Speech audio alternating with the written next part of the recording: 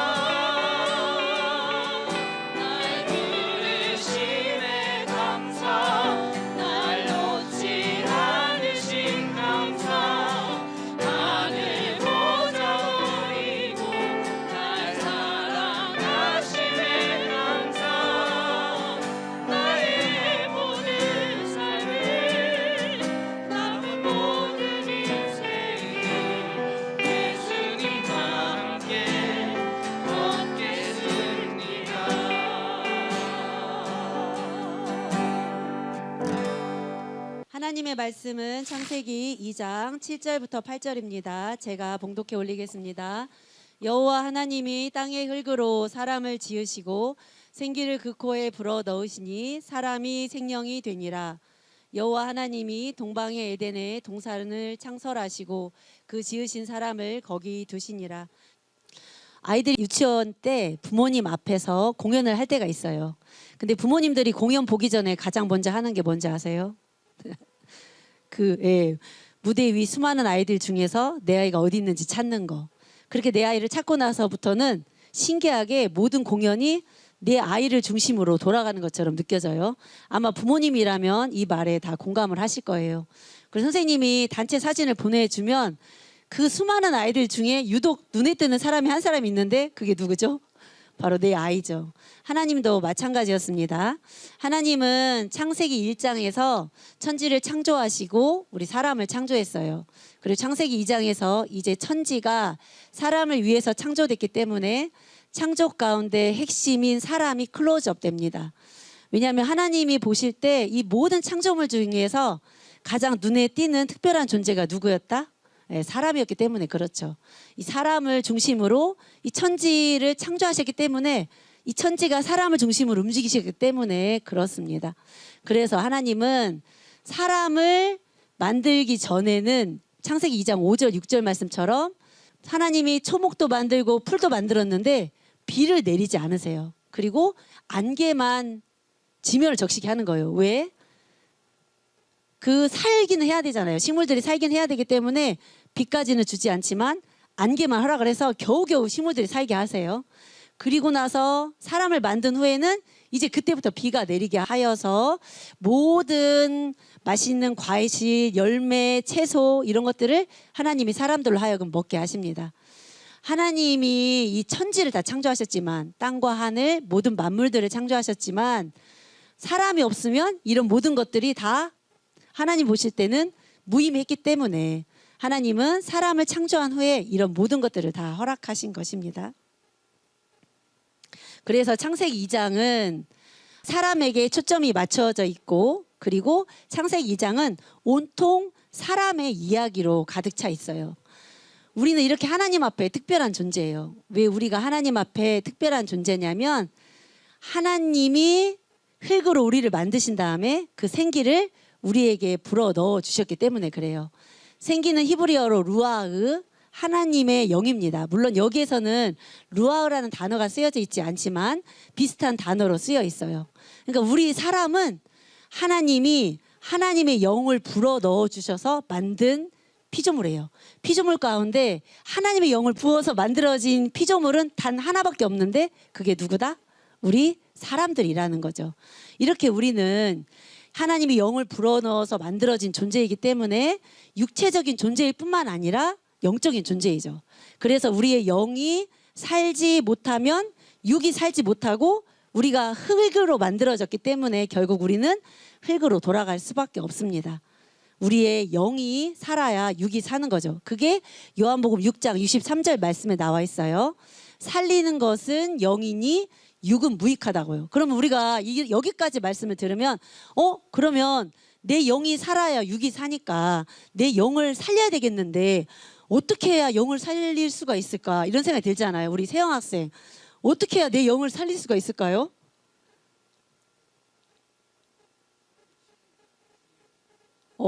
그래도 배운 것이 있어서 네, 반절은 맞았어요.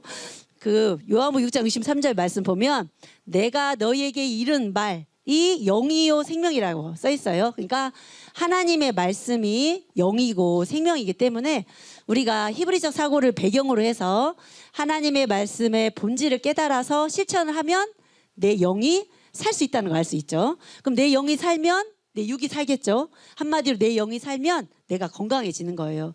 그래서 그런지 저희 선화목자교회는 직분자들, 사역자들, 성도들 정말 크게 아픈 사람이 없어요. 심지어 아픈 사람이 저희 선화목자교회만 오면 병이 낫게 되는 거죠. 특히 이제 고등부 학생들 중에서 새로운 학생들 중에서 허리가 아픈 친구가 있었어요. 그 학생은 태어날 때부터 이 등에 힘줄이 하나가 선천적으로 없었어요. 그래서 앉아있으면 이게 삐딱하게 앉아있는 거예요. 그러니까 목사님이, 김바영 목사님이 너는 왜 예배 시간에 삐딱하게 앉아있냐? 그러면 제가 허리가 아파서요. 그렇게 말을 했거든요. 또 한 학생은 비염이 엄청 심해요. 그래서 도서관에서 공부를 못해요. 왜냐하면 막 훌쩍훌쩍거리니까 애들한테 민폐를 끼치기 때문에. 그래서 이제 김바영 목사님께서 그 허리 아픈 학생과 비염이 심한 학생을 위해서 기도를 했어요. 그러나 이제 저번 주 주일 오후에 이제 목사님이 물어보시는 거죠. 허리 아픈 학생에게 허리 괜찮니? 그러니까 허리 괜찮다는 거예요. 그리고 비염 있는 학생에게도 비염 나아졌니? 비염이 나아졌대요. 근데 그 학생의 고백뿐만 아니라 제가 봐도 예전에는 밥 먹을 때나 예배할 때 예배 드릴 때 코를 막 이렇게 정말 많이 했거든요. 그런데 그런 횟수가 많이 줄어들게 되었습니다.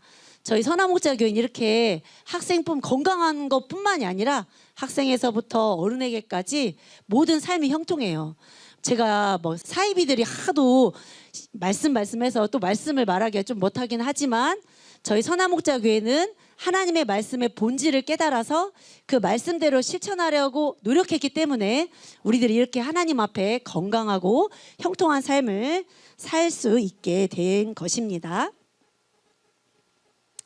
또한 우리가 하나님께 특별한 존재인 이유는 두 번째, 우리는 하나님의 형상대로 지음을 받았기 때문입니다. 근데 우리가 하나님의 형상대로 내가 지음을 받았다라고 생각을 하면 하나님도 우리처럼 손이 있고 발이 있고 귀가 있고 이렇게 생각을 하겠지만 하나님은 우리처럼 손발이 있을까요? 없을까요? 없어요. 그러면 우리가 하나님의 형상을 닮았다는 것은 무엇을 의미하는 걸까요? 바로 하나님의 인격과 하나님의 성품을 닮았다는 거예요. 왜냐하면 하나님은 영이시기 때문에 우리처럼 이런 모습이 없어요. 그래서 우리가 하나님의 형상을 닮았다는 것은 하나님의 인격과 성품을 닮은 거죠. 왜 하나님은 자신의 인격과 성품을 닮게 우리를 만드셨을까? 그거는 하나님이 우리와 교제하시고 싶어서 그래요. 우리 코드 안 맞는 사람끼리 서로 통해요? 안 통해요? 서로 안 통하잖아요. 그래서 하나님은 우리와 교제하고 싶어서 하나님의 인격과 성품을 우리에게 주신 거죠.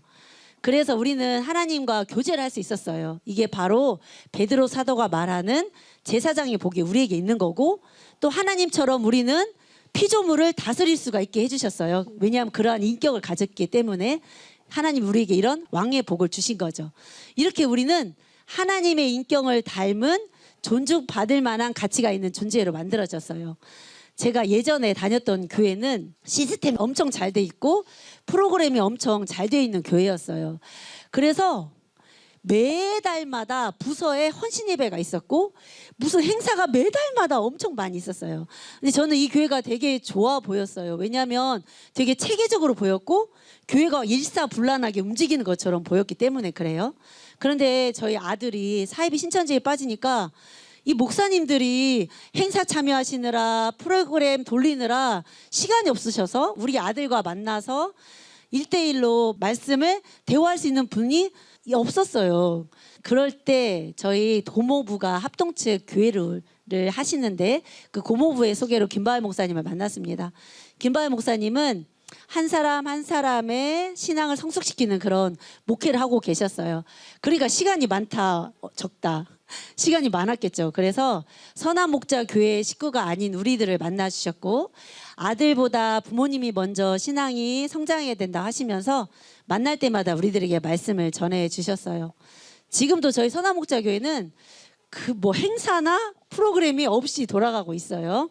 그리고 저희가 이번에 새신자 50성도를 선포를 했지만 여전히 우리는 학생들도 그리고 어른들도 숫자를 제한해서 받아요. 왜냐하면 사람들이 너무 많이 오면 분주해서 우리가 한 영혼 한 영혼을 성장시킬 수가 없기 때문에 그래요. 그래서 이번에도 고등부 학생들도 우리가 사실은 학생들을 알았나 모르겠으나 숫자를 제한해서 받았어요. 그리고 우리는 이 고등부 학생들의 한 영혼 한 영혼의 신앙을 성숙시키려고 노력을 했어요.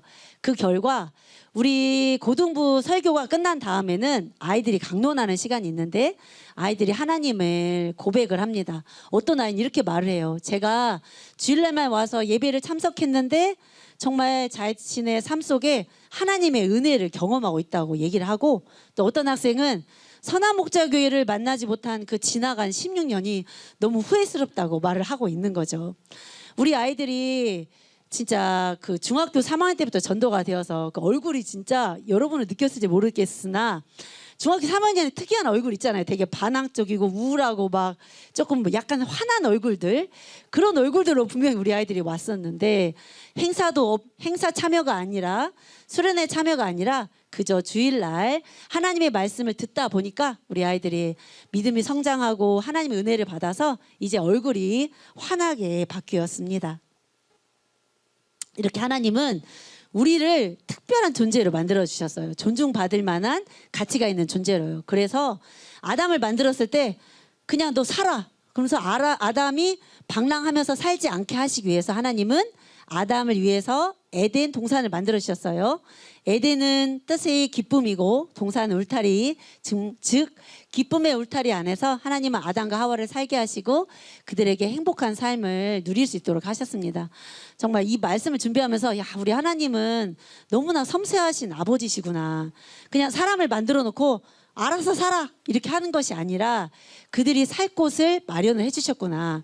살 곳만 마련해 주신 것이 아니라 에덴 동산에 있는 각종 나무의 열매를 허락하셔서 그것을 먹고 살 수 있게 하셨어요. 바로 은혜를 하나님이 주신 거죠. 하나님 이처럼 우리에게 은혜를 선포를 하셨습니다. 그리고 나서 하나님이 에덴 동산의 주인이시고 하나님이 우리의 주인이시기 때문에 율법을 선포합니다. 너가 에덴 동산에 있는 모든 나무의 열매는 다 먹어도 된다. 그러나 선악을 알게 하는 나무의 열매는 먹지 말아라라고요. 저는 처음에 이게 이해가 안 됐어요. 아니 그냥 다 먹게 하시지 왜 선악을 알게 하는 나무의 열매는 못 먹게 해서 사람들로 하여금 죄를 짓게 하셨을까? 이런 생각이 들었어요. 그런데 말씀을 준비하면서 깨달아진 것이 하나님이 우리의 주인이 되지가 않으면 우리는 누구를 주인으로 삼게 되냐면 사단을 주인으로 삼게 돼요. 하나님과 사람 사이에 이 회색지대가 없는 거예요.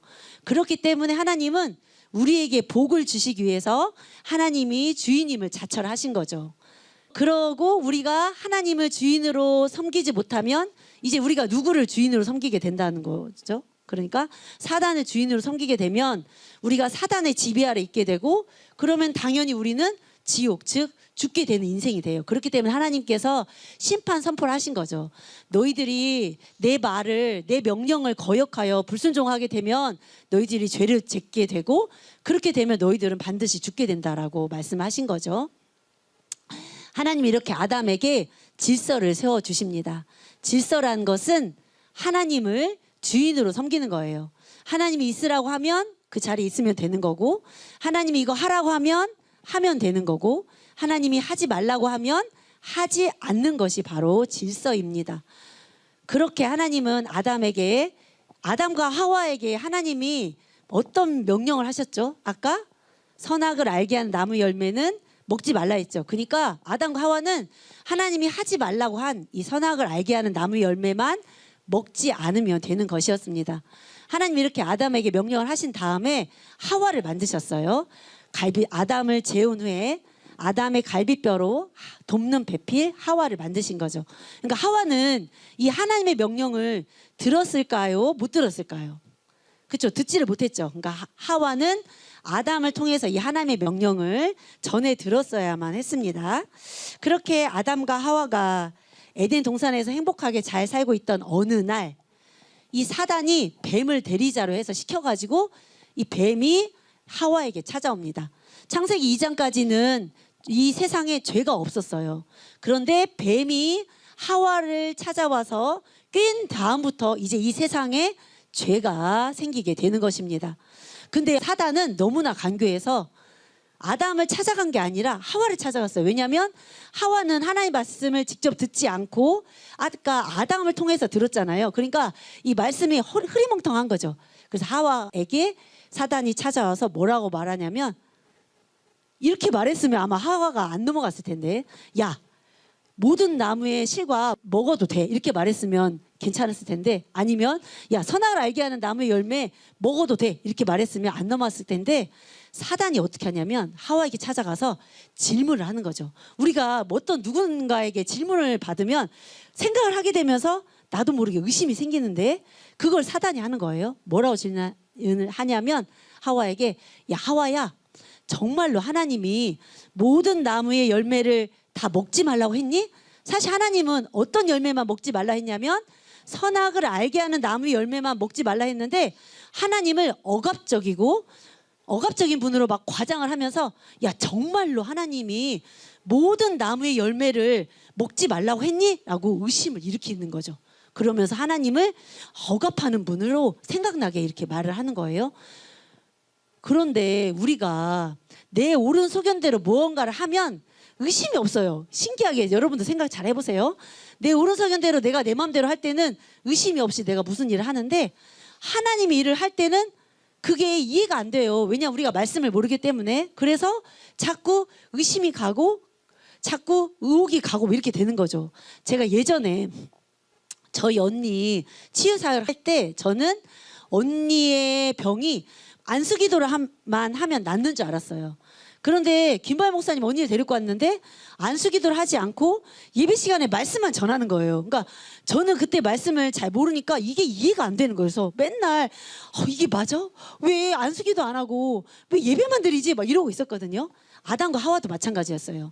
하나님이 선악을 알게 하는 나무의 열매는 먹지 말라고 할 때 그게 이해가 안 되는 거예요. 왜 그 열매 먹지 말라고 하지? 이렇게 이해가 안 되는 상황에서 사단이 야 질문하는 거죠. 모든 나무 열매 정말 먹지 말라고 했니? 라고 하는 거죠. 그럴 때 하와가 이제 뱀에게 사단에게 뭐라고 말을 하냐면 아니 하나님께서 모든 나무 열매를 먹지 말라고는 안 했어. 그런데 하나님이 동산의 중앙에 있는 나무 열매는 즉 선악을 알게 한 나무 열매는 먹지도 말고 만지지도 말라 했어. 왜냐하면 죽을까 하노라 하셨어 라고 대답을 하는 거죠.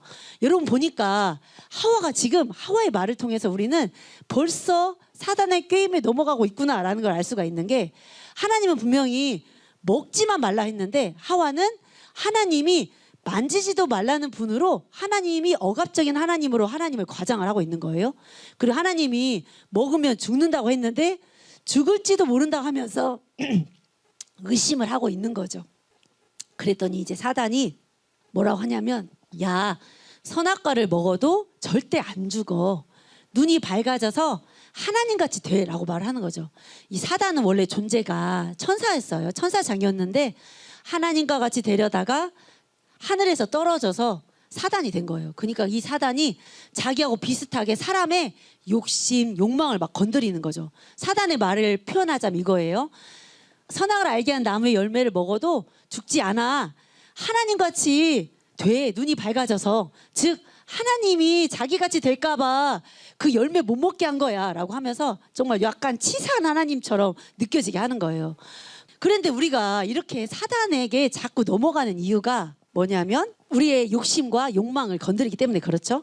그래서 이제 딱 그 하와가 이 말을 듣고 보니까 그냥 보통 나무였는데 이 말을 듣고 보니까 이제 그 선악을 알게 하는 나무의 열매가 먹음직도 하고 보암직도 하고 지혜롭게 할 만큼 탐스럽게 보이는 거예요. 우리 인간들은 이렇게 먹는 거, 보이는 것, 존재감 드러내는 것에 자꾸 욕심을 부리게 되는 거죠. 그래서 하와는 하나님께 불순종을 하고 먹지 말라 한 이 나무의 열매를 결국 먹습니다. 악을 행하는 거죠. 그런데 먹었더니 사단 말처럼 죽지도 않고 눈이 진짜 밝아지는 거예요. 그래서 아담도 그걸 보고 뭐야 사단 말이 맞잖아 하면서 자기도 따라서 함께 열매를 먹습니다. 아담과 하와가 사단에게 속는 이유는 사단의 말이 틀리질 않아요. 당장은 맞아요. 그런데 아담과 하와는 몰랐어요. 자신의 육이 죽은 게 아니라 영이 죽었다는 것을요. 근데 결국 그들은 영이 죽었기 때문에 육도 죽게 되는 것입니다. 돕는 배필은 히브리어로 에제르예요. 거울 속에 비친 나죠. 오늘 그 요셉 형제님과 민경 자매님이 오셨는데 요셉 형제의 모습이 민경 자매님에게 비춰지고 민경 자매의 모습이 요셉 형제에게 비춰진다는 것이 바로 이 거울 속에 비친 나의 의미예요. 아담과 하와도 서로 비슷했어요. 둘 다 하나님과 같아지려고 했던 그 욕심 때문에 하나님의 명령을 어긴 것이죠. 이처럼 욕망은 다른 모든 죄의 출발점이 되며 우리들을 파멸로 이끄는 올무가 돼요. 그래서 야고보서 1장 15절 말씀 보면 욕심이 잉태한 즉 죄를 낳고 죄가 장성한 즉 사망을 낳는다고 쓰여 있는 거죠. 우리가 가장 다스려야 할 감정 중에 가장 근본적인 감정은 뭐냐면 우리의 욕심인 거예요. 내가 자꾸 욕심을 부리다 보면 하나님의 말씀에 불순종하게 되고 그렇게 하다 보면 나는 죄를 짓게 되고 죄를 자꾸 짓다 보면 지옥, 즉 사망을 우리가 경험을 할 수밖에 없는 것입니다. 아담과 하와는 사단의 말처럼 눈이 밝아졌어요. 눈이 밝아져서 좋을 줄 알았는데 눈이 밝아지니까 자신들이 벗고 있는 모습이 보이는 거죠. 수치심이 막 느껴지는 거예요. 그래서 이건 성경 말씀에 쓰여있지 않지만 제 생각에 자기가 벗고 있는 것을 가려주고 싶으니까 막 가려줄 것을 찾는데 가장 눈에 띄는 것이 무화과 나무 잎이죠. 왜냐하면 크잖아요. 그래서 무화과 나무 잎을 엮어서 치마를 만듭니다. 그런데 이 무화과 나무 잎이 앞에는 꺼끌꺼끌하고 뒤에는 이 진액이 나와서 따끔따끔한 거예요. 자신들의 수치를 가리긴 했지만 이게 막 따끔따끔하고 막 까끌까끌하고 막 그러니까 이게 너무 괴로운 거죠. 이렇게 우리가 사람들이 자신의 죄를 가리려고 했었을 때 우리는 더 괴로움이 심할 수밖에 없다는 것을 알 수가 있습니다. 하나님은 아담과 하와가 죄를 지은 줄 알고 이제 아담을 부르세요. 아담아, 네가 어디 있느냐. 그랬더니 아담이 하나님의 소리를 듣고 하나님이 왜 자기를 부르신 줄 아는 거예요. 듣고가 히브리어로 샤마인데 아담은 지금까지 하나님과 교제하고 하나님의 인격을 닮았기 때문에 왜 하나님이 나를 부르신지 알죠. 우리도 막 나쁜 짓 하고 있다가 부모님이 누구야 뭐 하고 있니 하면 딱 마음이 뜨끔하잖아요. 우리 엄마 나 알고 있나 이런 생각 들잖아요. 그거 너무 비슷한 상황인 거예요. 아담은 하나님 부르신지 알았는데 죄를 지어서 도저히 하나님 앞에 나아가지를 못해요. 그래서 아담이 뭐라 하냐면 내가 벗었으므로 두려워하여 숨었나이다라고 하는 거죠. 지금까지 아담과 하와는 하나님과 엄청 친하고 하나님을 좋아했던 사람들인데 죄를 짓게 되니까 사단의 지배 아래 갇히게 되고 사단의 속성이 나와요. 사단이 하나님을 두려워하는 것처럼 그들도 하나님을 두려워하고 사단이 죄를 지으면 자꾸 숨기잖아요. 그런 것처럼 아담과 하와도 자기를 막 숨기고 있는 것이죠. 그때 하나님은 아담에게 꾸짖으세요. 왜 너는 내 명령을 지키지 않았냐고. 내가 먹지 말라 한 그 선악을 알게 하는 나무 열매를 왜 먹었냐라고 할 때 하나님이 물어보시는 건 회개할 기회를 주시는 거거든요. 근데 아담은 이 사단의 지배 아래 있으니까 이 사단의 속성이 또 나오는 거예요. 누구 탓을 하냐면 창세기 3장 12절 말씀 보면 하나님이 주셔서 나와 함께 있게 한 여자 때문에 내가 먹었다는 거죠. 즉 여자에게 책임을 전가하면서 누가 이 여자를 주셨어요? 하나님이 주셨으니까 이 핑계를 하나님 핑계를 대는 거죠. 하나님이 주셨잖아요. 그래서 제가 죄를 지은 거죠. 이렇게 사단처럼 하나님을 반역하는 말을 하고 있는 거예요. 여자도 마찬가지예요. 뭐라고 말하냐면 뱀 때문에 제가 이렇게 죄를 지었다라고 하는 거죠. 세상에서는 정상 참작이라는 게 있어요. 내가 어떤 죄를 지었는데 내가 모르고 죄를 지었을 때는 형을 조금 감해주는 형을 선고를 하잖아요. 근데 하나님은 그렇지 않아요. 내가 죄를 지으면 내가 아무리 속아서 죄를 지었더라도 하나님의 말씀대로 그대로 되는 거예요. 그래서 아담과 하와는 영이 죽습니다. 마태복음 15장 14절 말씀처럼 말입니다. 만일 맹인이 맹인을 인도하면 둘 다 구덩이에 빠진다. 맹인된 지도자가 맹인을 이끌 때 그 맹인이 지도자가 맹인인지 몰라서 따라갔다 할지라도 둘 다 구덩이 즉 지옥에 빠지게 되는 것입니다. 죄 즉 불순종으로 인해서 이제 모든 질서가 파괴가 돼요. 아까 제가 질서는 누구를 주인으로 삼는 거라 했죠? 네, 하나님을 주인으로 삼는 건데 이제 주인이 바뀌어요. 누구로? 사단으로. 사단이 이제 다스리게 됩니다. 그랬더니 하와는 자신이 영이 죽으니까 육도 죽어서 자녀를 낳을 수밖에 없어요. 근데 자녀를 낳을 때마다 이제 고통이 따르고 원래 아담과 하와가 동등한 위치였는데 이제 아담의 다스림을 받아야 돼요. 학생들도 너무나 잘할 텐데 순종하면 뭐죠? 복. 불순종하면 뭐죠? 저주예요. 그래서 하나님은 뱀에게 저주를 내리고 원래 사람들도 저주를 받아야 하는데 하나님은 사람을 사랑하시기 때문에 사람들에게는 저주를 내리지 않고 땅에 저주를 내려요. 그래서 땅이 막 엉겅퀴와 가시를 계속 막 내는 거죠. 그래서 아담은 그 엉겅퀴와 가시를 자꾸 내니까 경작하는 수고가 생기게 됩니다. 그래서 이 죄 때문에 우리가 아무리 좋은 일, 선한 일, 즉 뭐 전도를 한다거나 말씀을 깨닫고 싶다거나 또는 믿음이 성장하려고 해도 우리가 수고로움이 있어야 한다는 거예요. 이 죄 때문에 우리가 수고로움이 있어야만 하나님이 우리들에게 결실을 해주시게 되는 것이죠. 그런데 하나님 우리를 사랑하셔서 여기에서 그만두시지 않고 뱀과 여자의 후손을 원수가 되게 합니다. 어떻게 원수가 되게 하냐면 여자의 후손인 메시아가 뱀의 머리를 상하게 한대요. 즉 여자의 후손이 예수님을 통해서 우리를 죄에서 해방시켜 주신다는 거죠. 근데 죄의 값이 있기 때문에 이 뱀이 메시아의 발꿈치를 상하게 한대요. 그래서 예수님은 우리를 위해서 십자가에서 돌아가셨어야만 한 거죠. 죄는 누가 지었어요? 사람이 지었는데 희생은 누가 하세요? 하나님이 하시는 거예요. 그 아들 예수 그리스도를 통해서요. 왜냐하면 하나님은 우리에게 주인이 되어서 우리에게 복을 주시고 싶었기 때문입니다. 이처럼 큰 은혜가 없는 것 같다는 생각이 들었어요. 하나님은 아담과 하와가 만든 그 까끌까끌하고 따끔따끔한 그 무화과 옷을 벗겨주시고 이제 가죽 옷을 입혀주십니다. 가죽 옷을 입혔다는 것은 가죽을 죽여서 입혀주신 거죠. 그것은 우리 예수님께서 십자가에서 피 흘리시고 죽어야 했다는 것을 예표하게 되는 것입니다. 그리고 하나님은 이제 아담과 하와가 죄를 지은 상태에서 에덴 동산에 있으면 생명나무를 먹으면서 계속 영원한 죄 가운데 있기 때문에 그들을 에덴 동산에서 내쫓으십니다. 에덴 동산의 밖의 삶은 정말 괴로웠어요. 우리가 그것을 아담의 나이를 통해서 알 수 있습니다. 아담은 800년 동안 자녀를 낳으면서 930세에 죽게 되는데 히브리적 사고에서는 이 숫자에도 메시지가 있어요. 8은 괴로움의 수, 0은 의미를 더한다는 의미를 가지고 있기 때문에 아담은 괴롭고 괴로운 가운데 자녀를 낳으며 살았다는 것을 알 수가 있어요.